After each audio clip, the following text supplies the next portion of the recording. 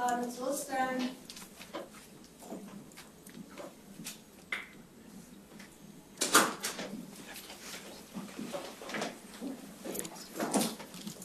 First. I don't mind me. Thank you. Mr. Toole, my name is Gallagher and I represent BCB in these before the Commission. BC? BCB. Yes. If I might just ask you, in relation to Western Australia, are you aware of the situation as regards the concept of misprision of felony? Is it now a statutory offence or does it remain a common law offence? Are you aware? I am aware of that, but I don't have a lot of intimate knowledge of it. You know BCB came from, yes, from Western Australia. The situation in New South Wales is, in relation to the concept of misprision of felony, it's now contained in a statute, the Crimes Act. You're aware of that, aren't you? Yes. And it's section 316 of the Crimes Act of New South Wales. That's correct, isn't it? I understand, sir. Have you been called upon to give advice regarding that section? No, I have. No, I have not. I was just wondering if I could explore with you the.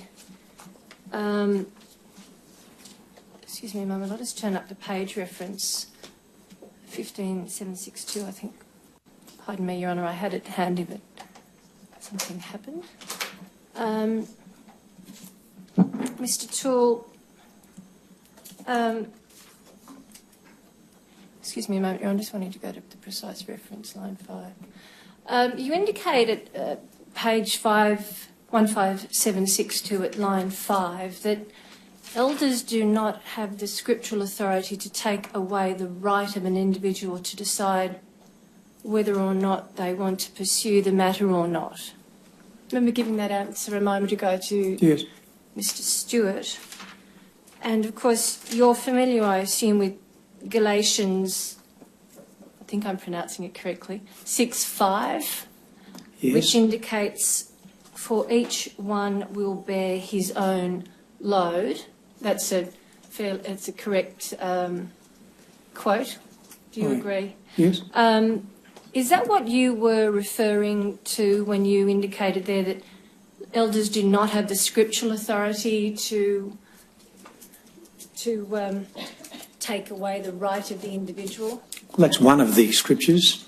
Yeah. Other scriptures, the principle of headship, family autonomy. Right. Headship. What as to... Well, a family is a unit. We don't have the right scripturally to invade a family and start dictating what they do or don't do. That's their right. Yes, because the perpetrator may be within the family unit, though. That's a distinct possibility. Yes, that's true. And so you're saying that there'll be some guardian who can take on the role of assisting the abused? Now, my understanding is that in a situation as you describe it, the elders would deal with the service department, and as I said, I'm not directly involved in this, but in terms of working out what they needed to do to be able to ensure the child is protected. Yes. And so they would work with the guardian parent. Yes, if there was one. If there was one. Yes. I'm just... In relation to obligations, you understand, don't you, that 316 effectively creates an obligation upon an individual who comes to know or believes that a criminal offence has occurred. Do you understand? I understand. So, for example, in a judicial committee, if the two elders, or perhaps three, each individually hold the belief or know that an offence had been committed, arguably they're obliged under 316 each individually to report the matter to the authorities. Do you understand that concept? Our understanding, if I can just explain, has been that the mandatory reporting legislation in each of the states dictates who is responsible to report child abuse matters and who's not. And it designates who they are or the class of persons, and it also designates the circumstances under which those particular offences need to be reported. Now, that's been our understanding. Coming to this commission and hearing what's been said here has been quite a wake-up call for me, I can assure you, because we've operated under that understanding that that was the dominating or the prevailing legislation that governed what was to be done in relation to reporting child sexual abuse. Having raised the question now here as to whether or not there are criminal laws that have an overarching or an overreaching obligation of mandatory reporting in addition to the legislation that's actually been specifically designated as reporting or mandatory reporting legislation, is something that I can assure you we're going to look at very carefully.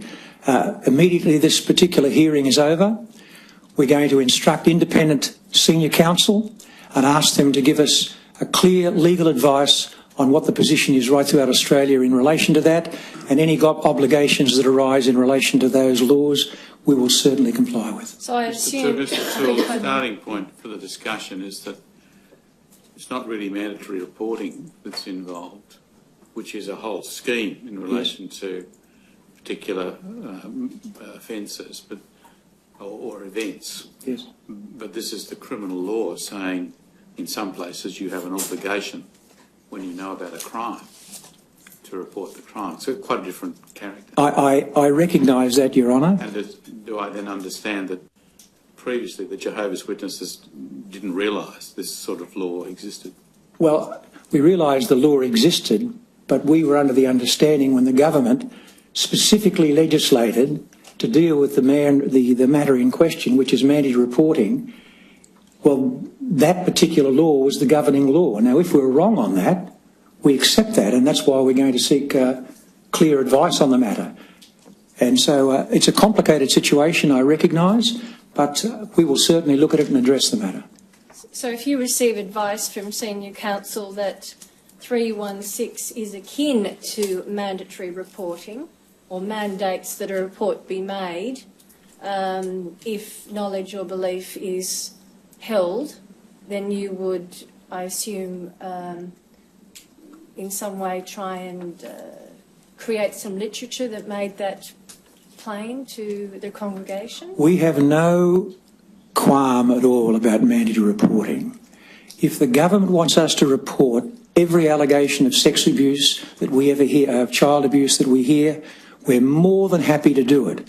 But the problem we have is scripturally, elders don't have the right to take away that right to decide what's in the best interest of the family from the family. If the law requires us to do it, we have no hesitation in doing it. Well, so the law has since 1990 required you to do that.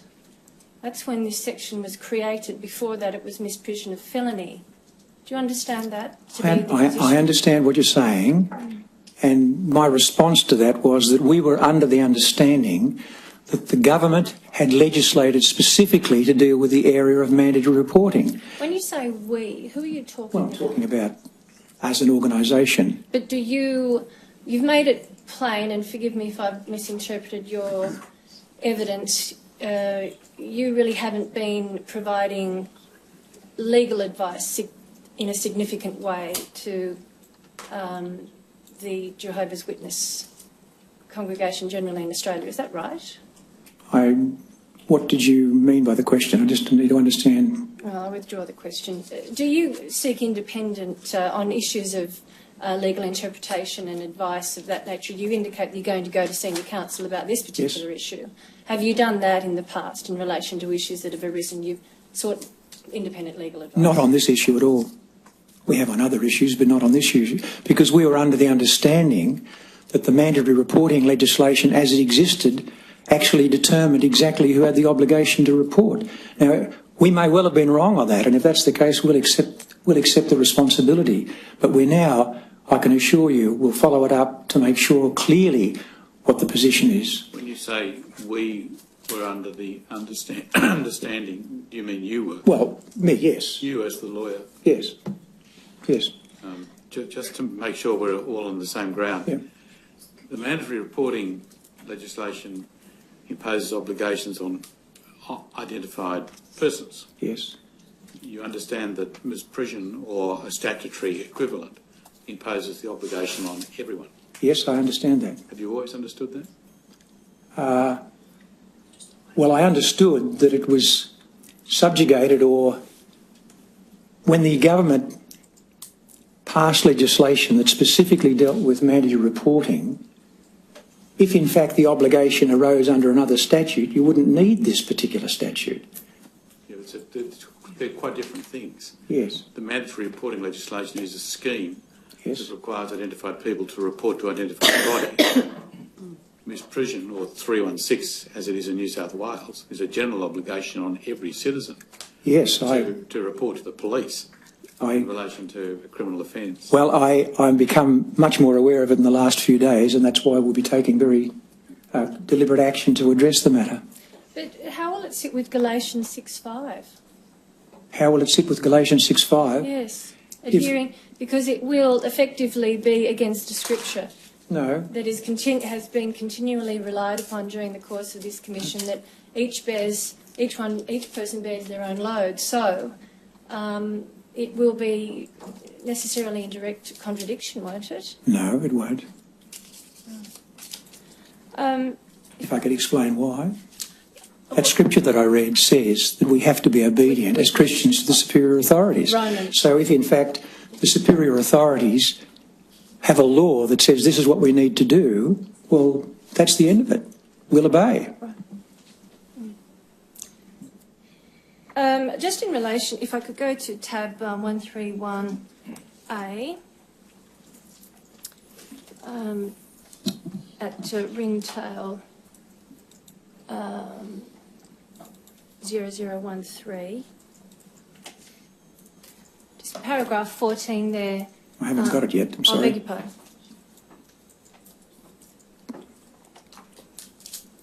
Mr. Stewart touched upon, you've got it there, Oh, yes?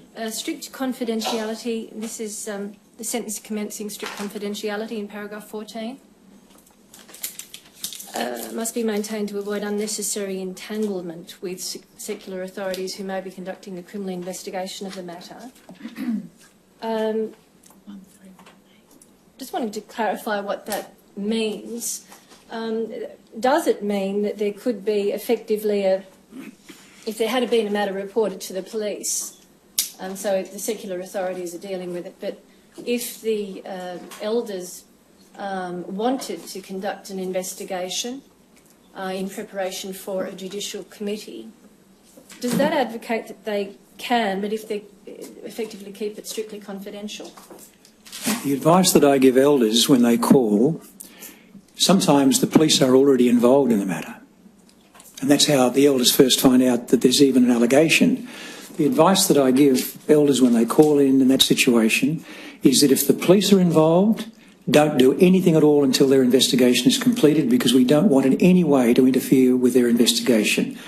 When they go and speak to the family or the victim, as I direct them, if in fact that person wants to take action, the same advice would apply. We don't want to get involved and in any way influence a police investigation. Yes, certainly, and you touch upon that in your statement, don't you, that if the Yes. matter is with the police, you effectively, and have you personally instructed people not to seek to interview anybody? Yes, I have. The accused or the accuser? Yes, I have. Excuse me a moment. Yes. Thank you, Anna. Thank you, Anna. Thank you, Mr. Toole. I'm Miss David and I represent BCG in these proceedings. I just want to, just on the issue of reporting, that and in a situation where there is a child has been abused by her father, for example, as in the case of BCG, in that situation, and the mother was of the view that the matter should be reported, but the father, for example, in another situation where a child has been abused and the mother of the child wanted to go to the authorities, but the father didn't, what would the situation be there? Well, the mother is then the protective guardian of that child. That child needs the mother to be protected. And if she wanted to go to the authorities, well, That's her right, absolutely. So even against the wishes of her husband? Absolutely, because the concept is relative subjection. If her husband is asking her to do something that God says she shouldn't do, she wouldn't obey him in any way. And what if would the elders give advice on that to that couple, to that effect, that was her right, independent Absolutely. of the father? That's a scriptural principle. Okay. And in the situation where you do have a child who is abused by their father, as in the case of BCG, and there was no effort or attempt by the mother to go to the authorities or to the police, do you have a procedure, or nothing occurred there, but do you have a procedure now that would enable a process whereby someone is appointed as in loco parentis, as the guardian for that person to make that decision? No, we don't have a procedure, but what you actually have is a interchange between the service department and the elders that are on the spot dealing with the matter, working out how best to be able to ensure that that child is protected. But I can assure you, whatever needs to be done to protect a child, we'll do it. If it means going to the police, we would have no hesitation in going to the police. And what about the situation where you do have a young child and the parents have decided not to exercise, as you call it, their absolute right to go to the authorities, and that child was, for example, a young child of, Yes. 5 or 6. What about the child is obviously going to become more aware of and independent of her parents, or he or she, as they grow. How do you deal with that situation, or is there a process to ensure that child can at some point make a complaint or knows that they have that right? Well, normally, it's a hypothetical situation, but normally they'd have grandparents or other people. Firstly, we'd have to come to know about it. And if we came to know about it, usually that would happen because the child's talking to maybe a relative or grandparent. As soon as they became aware of it, they would mention to the elders, there's a situation here. Then the matter would be dealt with appropriately to be able to ensure the child was protected. Now, it may well be in those circumstances, if it was a grandparent, well, then the elders would help the grandparent realise that if the parents themselves weren't going to protect their own child, which would be pretty shocking behaviour, but if they weren't, well, then it would be the responsibility of the grandparent maybe to step in. Maybe they could go along to the authorities with it. But if the situation was such that there was no other way that we could find to protect that child, we would have no hesitation in going to the authorities. My question is more directed to how people who have been subjected to abuse become aware of their absolute right to go to the authorities. What process, if any, is there to ensure that people subjected to sexual abuse, young people, have that awareness that they can go to the authorities? I would think that every Jehovah's Witness in the country that's of a reasonable age and experience, they go to school, they have all this, would be fully aware of the fact that if they wanted to pursue it, they'd have an absolute right to do so. Well, in the absence, given that your teachings really discourage any relationships outside relationships with Jehovah's Witnesses, don't you think that a young child will grow up thinking that that is not an option unless it was clearly pointed out to them that that was an option which would be wholeheartedly supported by the congregation? We don't isolate ourselves. Children they go to school, they have relationships with teachers, they have a relationship with a whole host of people. To say that we live in an isolated community, I think is really reading it a little bit strongly. We obviously want our children to associate with people that are going to help them to maintain a proper moral standard. And obviously, as responsible parents, you want to be sure who they're associating with, but they don't live in a cocoon. Well, they are taught, aren't they, as they are growing up, that people other than Jehovah's Witnesses are worldly people.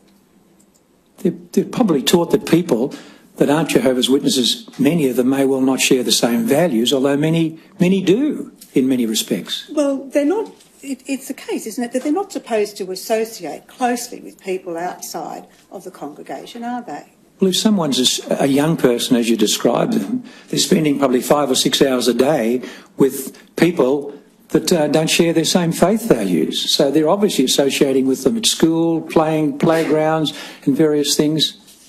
Yes. Just on that topic, in relation to sex education, for example, do the Jehovah's Witnesses today have any policy of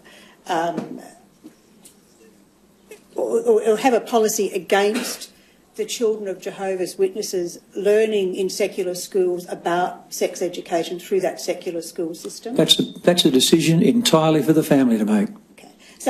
So are you aware that it is a practice of families to write to the school to say that their children should not receive sex education? No, I'm aware of the opposite, because our literature says really it's a matter for you to decide as families. Really, it's something the parents have to decide what's in the best interest of their children, and so if they feel it's the best interest to have school sex education, well, so be it. If they don't feel, well, that's their right again. So again, for example, in the case of BCG, she gave some evidence that she was not able to attend those sex education classes. So do you see a difficulty in that particular situation whereby a young person attending school would not have the awareness about what behaviour may be inappropriate?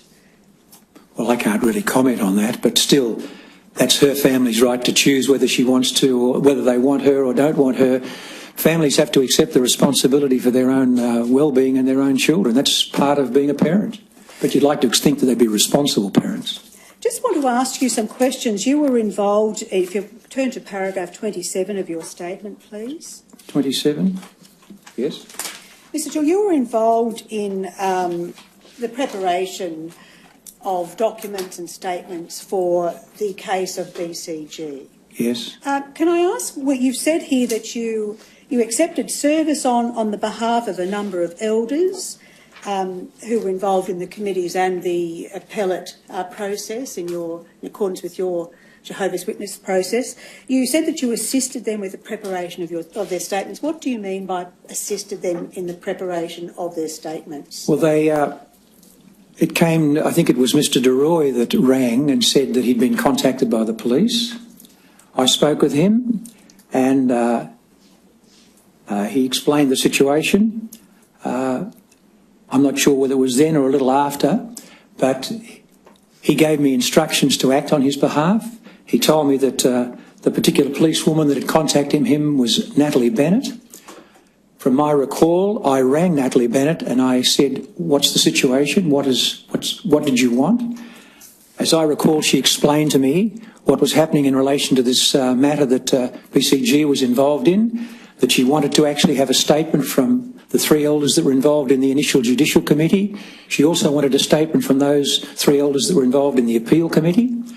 And I said, "I will assist you in the matter." So that's what I did. I went and obtained statements, but only draft statements, from each one of those elders, and then either I sent them directly to Natalie Bennett or they did, but I didn't finalise any of those statements.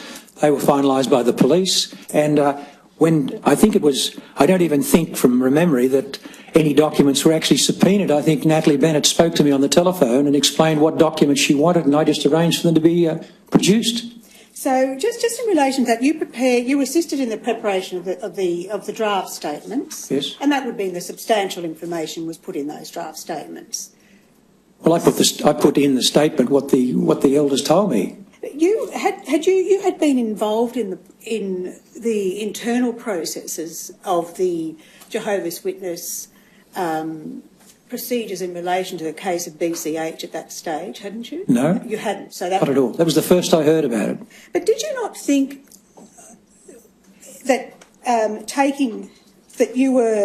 that there was a conflict of interest between you assisting in the preparation of statements from witnesses to a trial that involved a number of elders from your congregation? I didn't see it that way. I was just taking a statement by way of being assistance to the police. Did you not see that, as pointed out, I think in in document 131A, which has been referred to by Councillor Sisting and Ms Gallagher, that in relation to confidentiality, one of the concerns is the civil liability that may flow to your congregation as a result of any internal processes.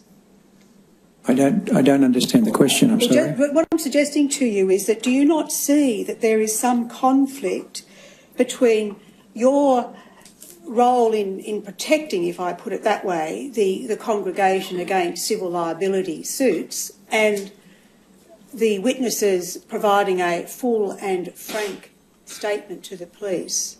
I didn't see the slightest conflict in that matter. I was just simply helping those elders and assisting to take down their draft statement and ensuring that it went to the police. And I understood that Natalie Bennett finalised every one of those statements. She would have talked to the elders. There would have been a full and frank disclosure of whatever they recalled. I didn't see any conflict at all. I wasn't trying to protect anyone. I was trying to be of assistance.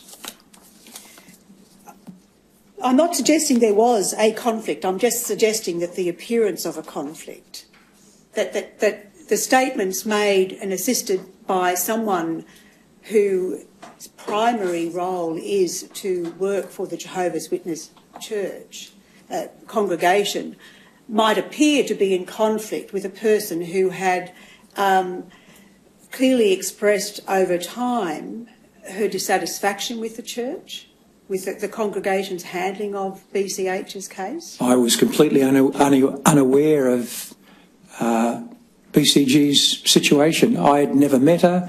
This is the first I actually heard about this matter when I was contacted by Rhonda Roy. Well, you were shortly involved in correspondence. Shortly thereafter, you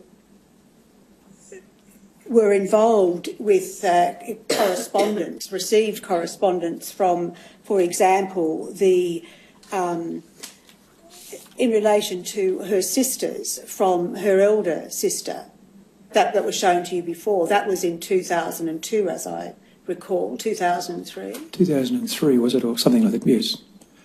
Did you provided that to the police? Did you that correspondence that you received? I think she actually sent me a copy of her police statement. No. My question to you was: did you send her letter to the police? No, I didn't. Did you not think that that would be of significant assistance during the course of a trial against BCG? Well, the letter contained about BCH, I apologise. Sorry. The letter contained a complete police statement by that individual which declared everything and sundries, as I understood. This case was already, I'm not sure whether it was the first case or the second case, but I understood that the police had all that information. Well, isn't this the problem, though, that the conflicts that can occur? I mean, you understood that the police had that information. You're not in a position to really know exactly what the police had. No, but if the police have got a 5-page statement, I presume they've got the 5-page statement. They've interviewed this particular person. And do you recall whether that statement had in it all the information about the... I don't. You don't recall that? No. So what I'm suggesting to you that this is where the conflicts can arise, isn't it? I mean, you want to perhaps that you give some confidentiality to the correspondence that you receive from a member of your congregation, being the elder sister of BCG and the elder daughter of the accused, and you don't do anything with it. The letter actually says that she has been contacted by Natalie Bennett, as I recall. So she's obviously had full and complete discussions, one would think, with the police. She's made this statement which has been settled or finalised by the police. My understanding was that whatever information she wanted to contain or state would have been shared with the police or in that statement.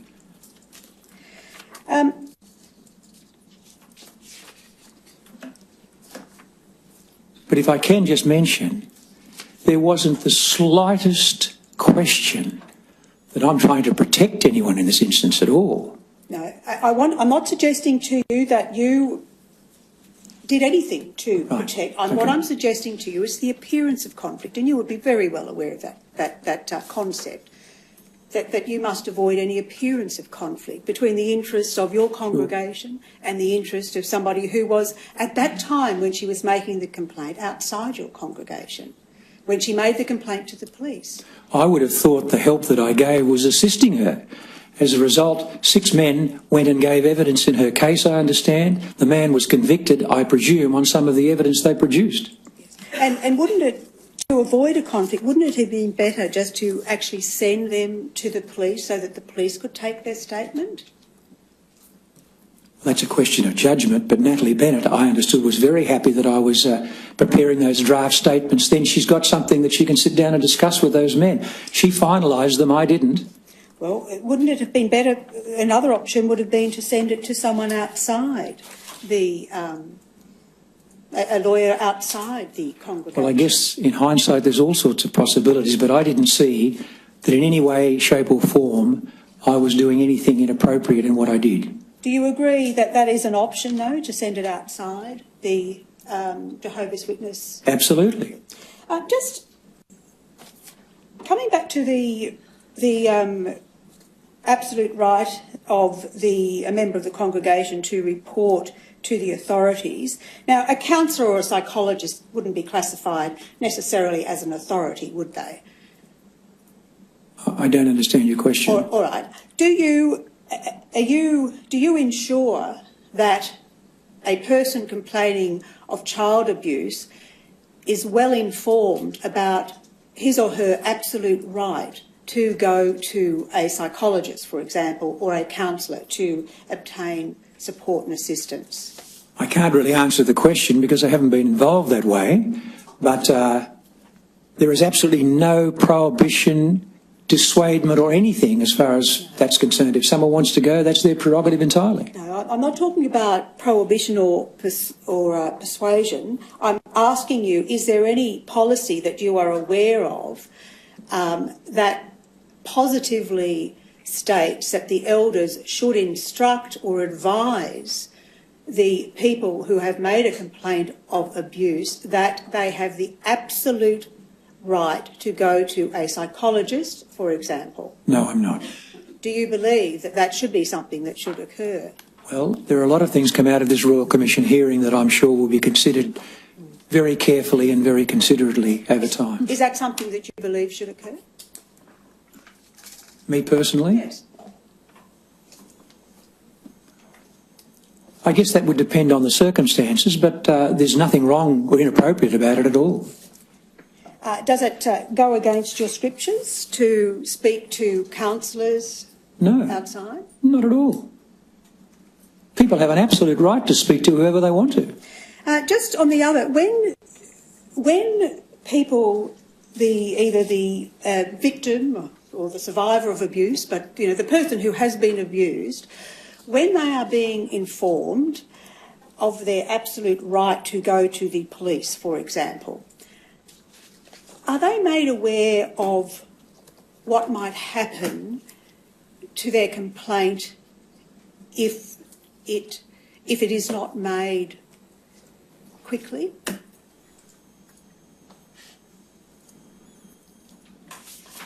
All right, I'll put it this way. Are you yourself aware of how delay in reporting a case of abuse can impact upon the subsequent trial? Yes, I am. Can you inform, what is your understanding of the difficulties? Well, obviously, the further you remove from the event, the more difficult evidence is. People's recollections has obviously been evidence of this hearing here. People are trying to remember events that took place 26 years ago. I sometimes have difficulty remembering what I had for breakfast yesterday. So it's difficult. I appreciate it. Is that explained when you are giving that advice to the either the parents or the person who has actually been abused? Is that explained to them?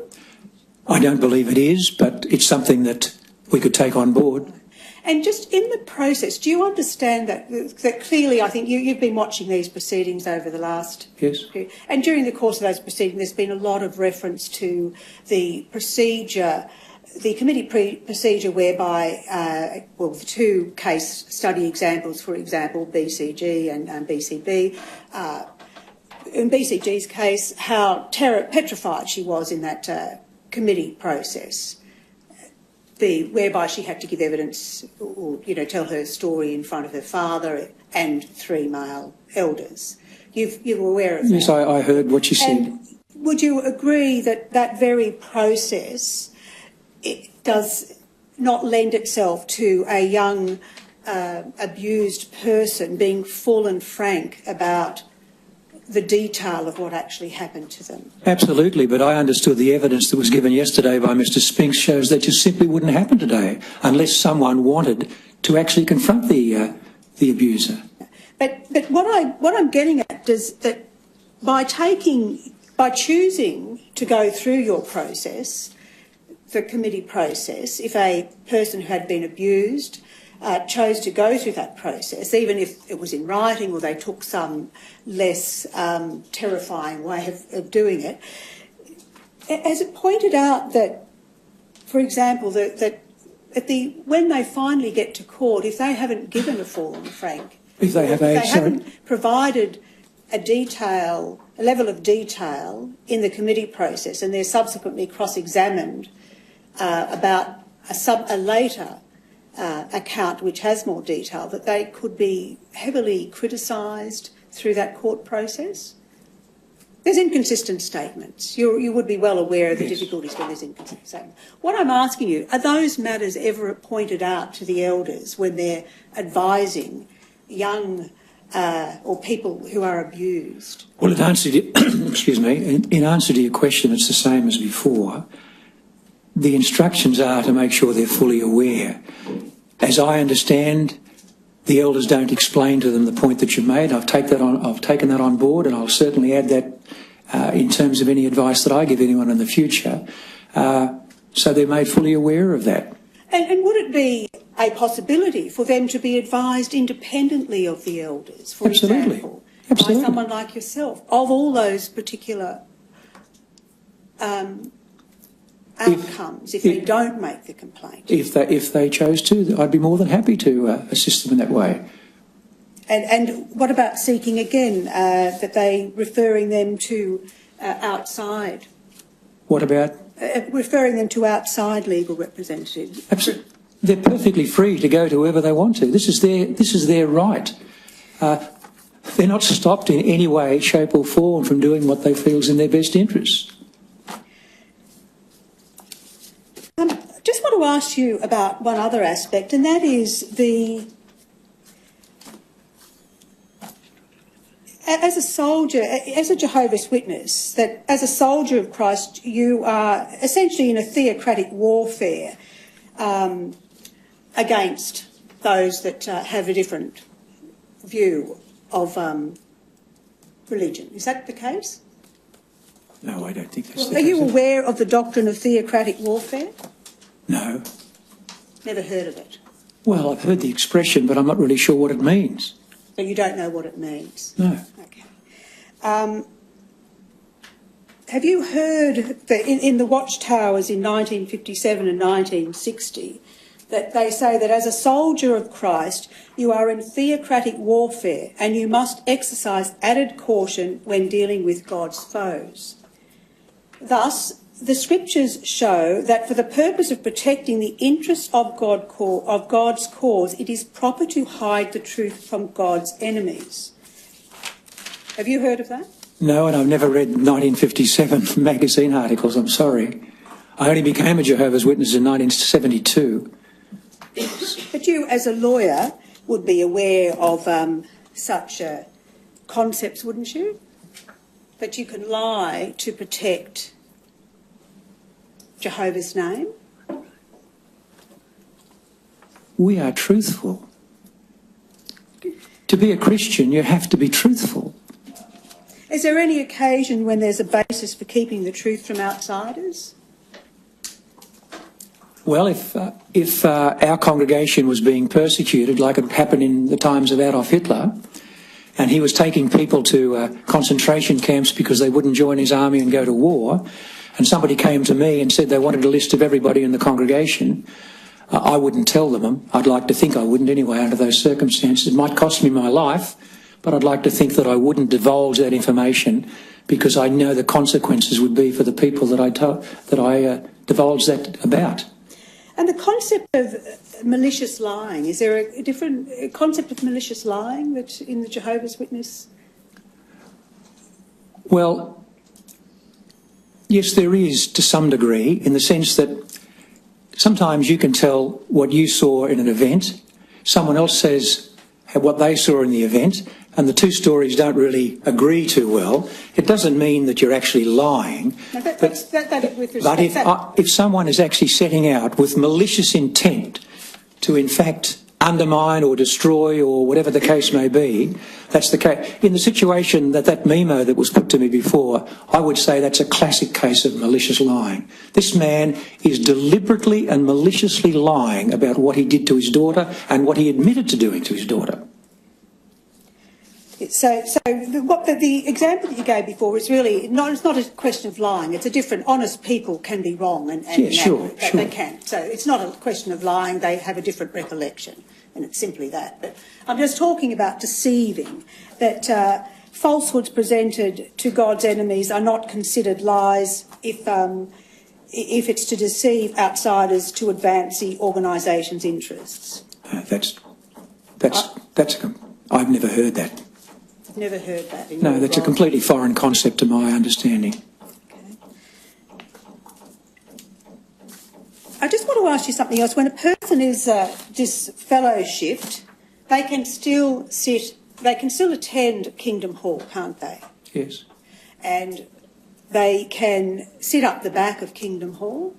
Yes. And they can enter after the congregation is entered, and they can, as long as they enter and leave before the congregation. I don't think there's any strict rule about it, but they normally would do that anyway. But they really aren't associating with the congregation at all. So there's nothing to prevent, for example, a disfellowshipped person from attending the same congregation as a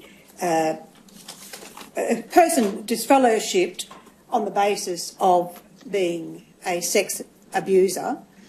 There's nothing to prevent, in your faith, from attending at that congregation, is there? No, but if it was going to be offensive to the victim, there would be a very clear instruction given to them that this is very inappropriate, because obviously the effect of that, sometimes you have situations where there's been an adulterous situation in marriage or something like that, and you've got someone here and someone here. It sometimes is very unpleasant, and the elders would certainly discuss that with the wronged or the person that's wronged the other, and ask them if they could make some other arrangements out of sensitivity to the person's feelings. That's the highest you could ever go. You could go to that disfellowship person, ask them not to come, couldn't you, to the congregation? Yes. But you couldn't actually tell them, you couldn't ban them, could you, from the congregation? Well, unless they were causing major difficulties, we couldn't. It's a meeting that's open to the public.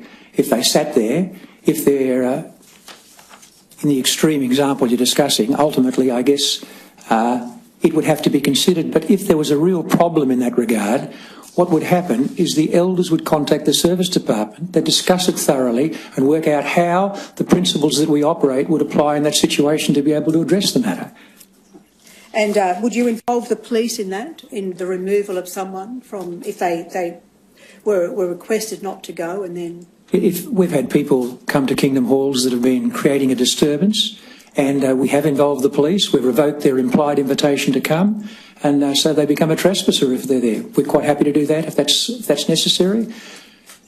Just one other matter.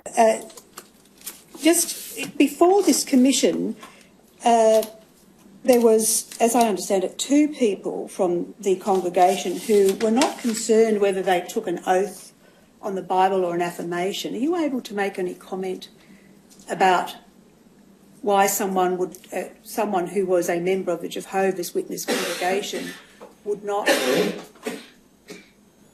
automatically think that they would swear an oath on the Bible? If you want my honest opinion, it's possibly the first time they've ever been put in a forum like this, and they're frightened and so terrified of the whole experience, they really probably weren't sure what they should be doing. And so it's a pretty daunting experience for some people that have never been confronted with it before. Is there any guidance on that from the legal department? No, that's a matter entirely for an individual. Would you find it unusual, though, for someone not to automatically want to swear on a Bible?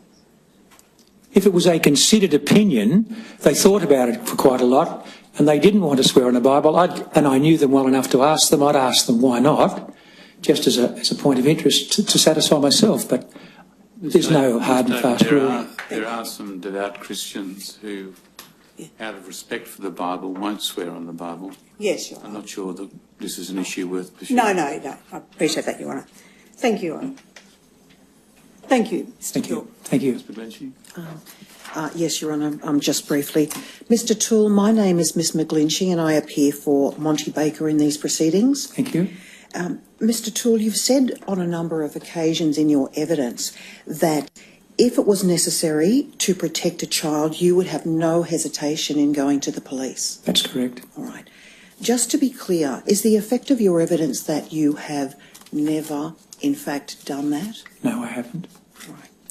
Is the effect of your evidence that you have never, in fact, advised a member of the Jehovah's Witness to report a matter to the police? No, I haven't, because I don't give that advice. The Service Department deals with that. Thank you.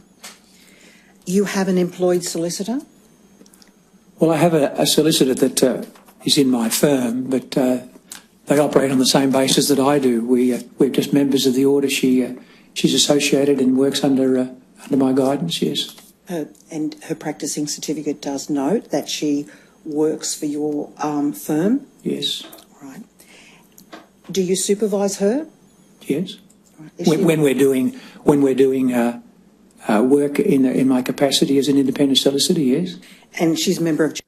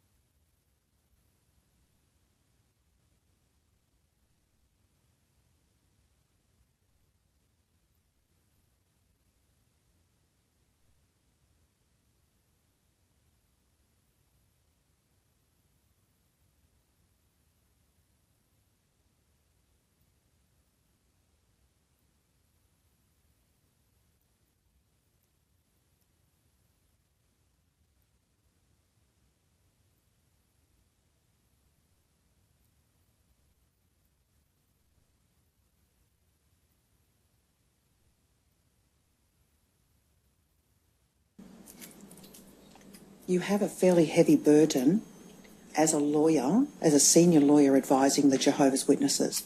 Is that correct? Yes, but I'm advising them in only one area, and that's their obligations to report under the mandatory reporting regime. I'm not dealing with child sexual abuse per se. I'm simply just giving legal advice like any lawyer would if you walked into his office and said, what obligations do I have in these circumstances to report a matter in this particular state?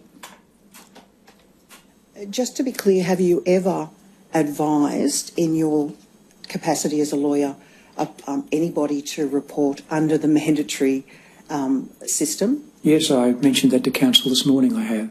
All right. I just want to understand how your practice works. Do you have an office? Yes. All right, which you attend on a daily basis? Yes, but I'm also a corporate lawyer, and I do work along with the branches doing normal administrative, legal related work. But there are times if I take on a client, well then I'll act for them independently. A Jehovah's Witness client? Any client, but generally it's one of Jehovah's Witnesses, yes. All right. And in relation to your supervision of Miss Van Whitson, yes. Does she attend the office as well? Yes. All right. And she works under your supervision? Yes. All right. Thank you.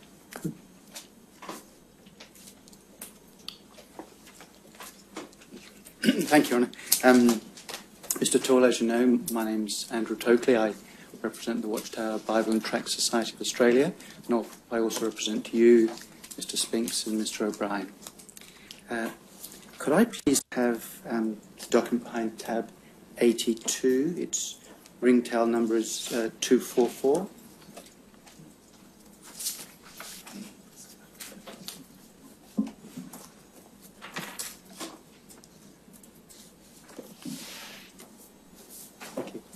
And Mr. Toole, do you see what's brought up on the screen? Yes. If your child is abused? Yes. And do you understand this to be part of an awake publication? Yes. Could the screen please be lifted up a little bit to see the date on the bottom? The other way, please. Thank you. And you see there it's a publication of the October 8, 1993. Yes, I do. And if you could now please go down a little bit. Down or up? Down. Keep going down, please. So, do you see? Now, if you look at the second column on the right-hand side. Yes. And you see the paragraph beginning there, what though? Yes. And do you see it says, what though when the abuser is one's own beloved mate? Yes. And do you recall being asked questions about what might happen in a situation in which, for example, the husband is an abuser of person? Yes, I do. And do you see what it says there is sad to say, many women fail to take decisive action? Yes. To be sure, it is never easy to face the ugly reality of a mate who is a child abuser. Yes. Emotional ties and even financial dependency can be overwhelmingly strong. The wronged wife may also realise that taking action could cost her husband his family, his job, his reputation. Yes. And it also continues, the hard truth is, though, that he may just be reaping what he has sown. Innocent children, on the other hand, stand to lose much more if they are not believed and protected. Their whole future is at stake. They do not have the resources that adults have. Trauma can scar and shape them adversely for life. They are the ones who need and deserve tender treatment. And it says, compare Genesis. Now, is the instruction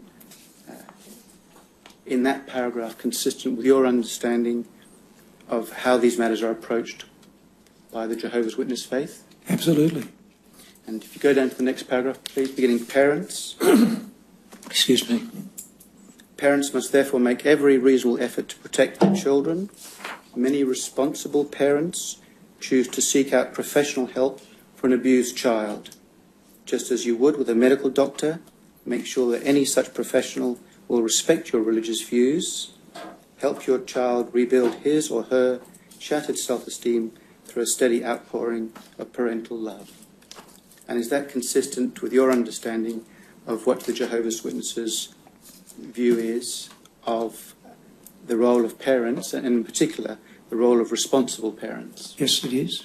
So that a responsible parent would choose to seek out professional help for an abused child? Yes. Thank you. Now, I wonder if I might be able to provide to the witness, Your Honour, a copy of a document. It's been provided by my learned friend. It's an unredacted document. I have copies for the Commission. I'm happy to... obviously no names should be mentioned, Mr. Toole, because it's an unredacted document. And I'm happy to provide it to Council for all parties on the basis that they keep the names confidential.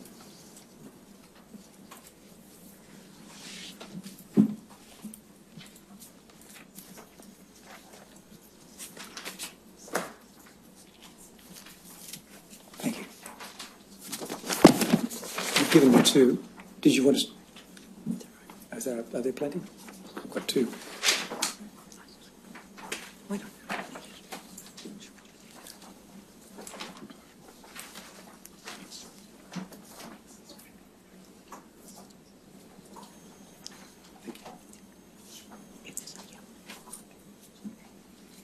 Thank you. Mr. Toole, you have before you an email. Yes. And it was it's dated the 4th of May 2013. Yes. And Was that email solicited by you or provided to you by the author of the email? Provided by the author. And again, without naming any names, was the email from a member of the police force? Yes. And was the person a senior member of the constabulary? Was the person a senior member of the constabulary? I understood so, yes. And again, without naming any names, was the email to you to thank you for the assistance that had been provided by some elders in relation to the conviction of a person for indecent assault? Yes, it was. And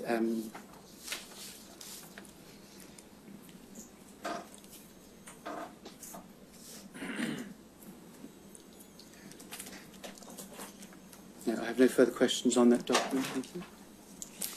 And you've given evidence. Do you want it to go into evidence? Your Honour, in its redacted form, we'd be happy for the matter to go into evidence. In its unredacted form, in order to preserve the confidentiality of the persons concerned, perhaps ought not go into evidence. Well, the point is that in this instance, the senior constable expressed her appreciation Yes, Your Honour. for what was done. Do we need more than that? Yes, Your Honour. In which case, we might give it back to you so that there's no chance of there being any breach. Thank you, Your Honour.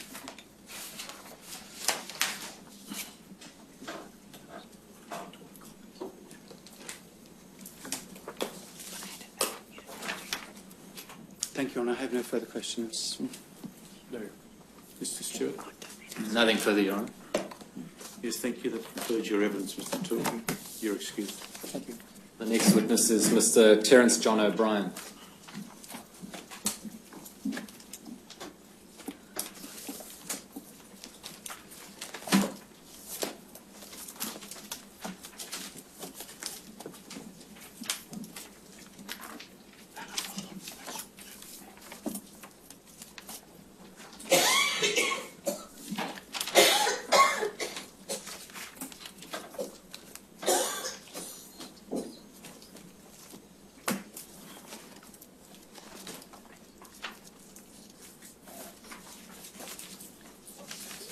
Your Honour, while we're waiting, I renew the call in relation to the list of names. Perhaps my learned friend has instructions by now and he can respond to it. Your Honour, I'm still taking instructions on that matter. I will need to speak to the author of the document, Mr. H.V. Moretz. I understand he's an elderly gentleman in his 90s now, but I want to make sure that the answer we provide to the Commission is correct, and if need be, I will provide an affidavit from Mr. Moretz about that matter. My present understanding is that the Service Department did not, in fact, maintain a list of individuals. It could be generated from by the computer. Whether that was Mr. Moritz's understanding at the time is the matter I need to clarify. Very well. Mr. O'Brien, it's necessary for you to be sworn. Would you take an oath on the Bible? Would you stand for me? Take the Bible in your hand and repeat after me. I swear by Almighty God I swear by Almighty God that the evidence I shall give in this Royal Commission that the evidence I shall give at this Royal Commission shall be the truth, shall be the truth, the whole truth, the whole truth, and nothing but the and truth. nothing but the truth. Thank you. Take a seat. Thank you. Yes, Mr. Stewart. As Your Honour, please, Mr. O'Brien, will you state your full names, please? Yes, my name is Terence John O'Brien. And Mr. O'Brien, we have two statements from you, one dated 10 July 2015 and one dated 16 July 2015. Do you have those to hand? Yes, Are there any amendments you wish to make to either of those statements? I think I actually had a third statement as well, dated 24 July, which was a correction of one point in my first statement. Yes, that corrected an aspect in relation to an involvement in a child sexual abuse allegation. That was the one, yes.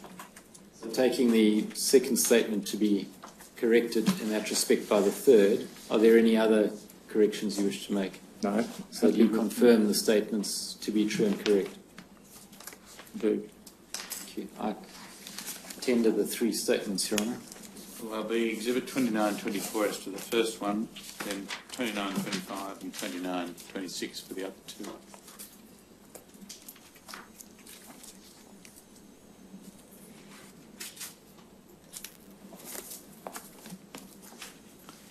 As Your Honour pleases. Now, Mr. O'Brien, you are currently the coordinator of the Australia Branch Committee of the Jehovah's Witnesses, is that right?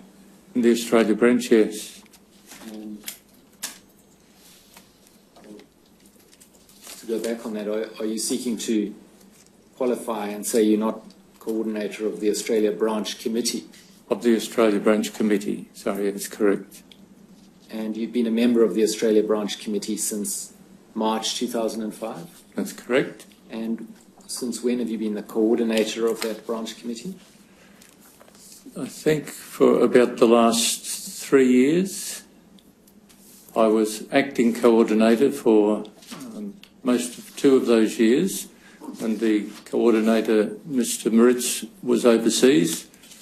But for the last almost 1 year, I've been the permanently assigned coordinator of the branch committee.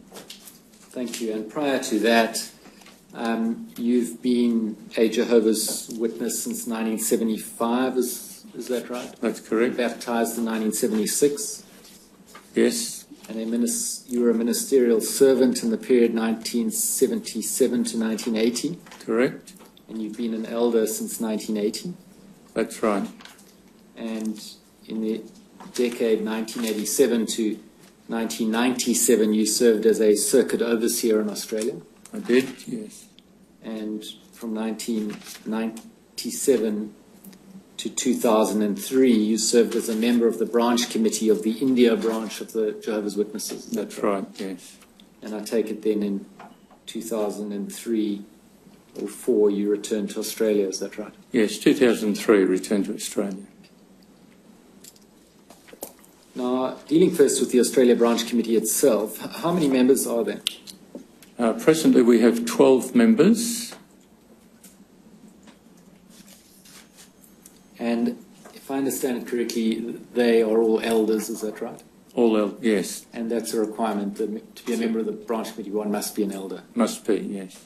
And so it follows, therefore, that to be a member of the branch committee, one must be a man. Correct. And who are the 12 members, Mr. O'Brien? Yes, so there's myself, of course.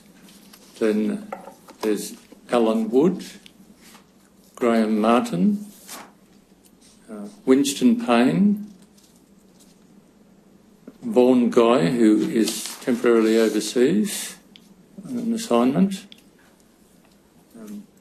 You have Donald McLean, Viv Moritz, Douglas King, who is infirmed, not an active member of the branch committee,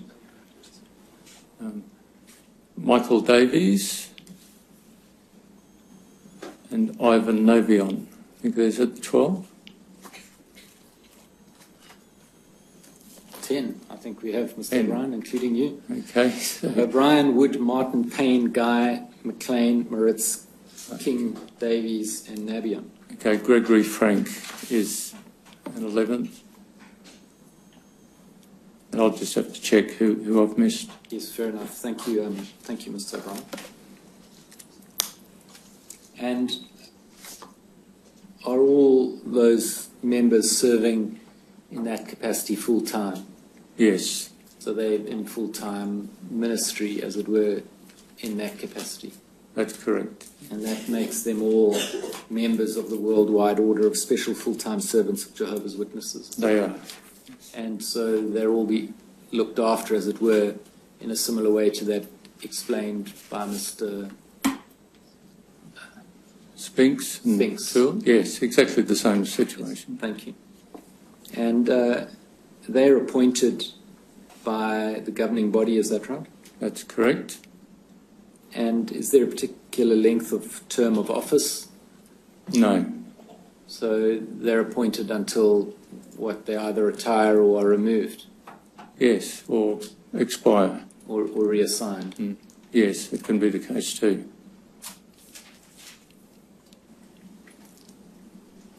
Now, in paragraph 8 of your statement, perhaps we can have that up.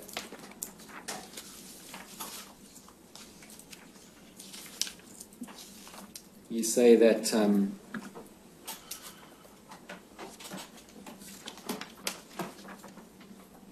the second line from the bottom, the theocratic or scriptural direction that the governing body provides is the same in every branch and for all of Jehovah's Witnesses worldwide. Now, starting with the means by which that direction is provided, as I understand it, that direction is provided through the various published manuals and magazines, is that right? Manuals, magazines, letters can be to congregations. Yes, well, I was going to get to that as well. It's also directives or letters to branches, is that right? That's correct. And would the governing body publish such letters directly to congregations, or would that be to the branch, for the branch to then publish on to the congregation? Yes, I can't think of an instance where a letter was directly sent to the congregations, but in the annual yearbook that is released, there's a letter in the forward of that, which is a letter from the governing body directly to every member of the congregation worldwide. And what scope is there for branches, such as the Australia branch, to suggest or request changes or participate in any process of change with regard to the theocratic or scriptural direction? Yeah, the branch committee doesn't generally get involved in scriptural interpretation. That's left to the governing body to provide that. The branch committee's general area of oversight is administering branch matters to do with the territory in which they oversee. Field ministry, conventions, things such as that. And the reason for not being involved in scriptural interpretation, is that because the governing body are seen as being Jehovah's representatives on earth who give the scriptural interpretation, the definitive scriptural interpretation? Yes, so they will, my understanding is the governing body will approve the information, but they have other, what they refer to as helpers and various committees who assist them in researching and formulating some of the suggestions that would then go to the governing body for approval or adjustment, depending. And so, as I understand it, there would be no scope for a branch, an Australia branch, to adopt a different scriptural interpretation from that of the governing body. I'm not aware of it happening. Yes. Yes, we'll take the luncheon adjournment. All stand.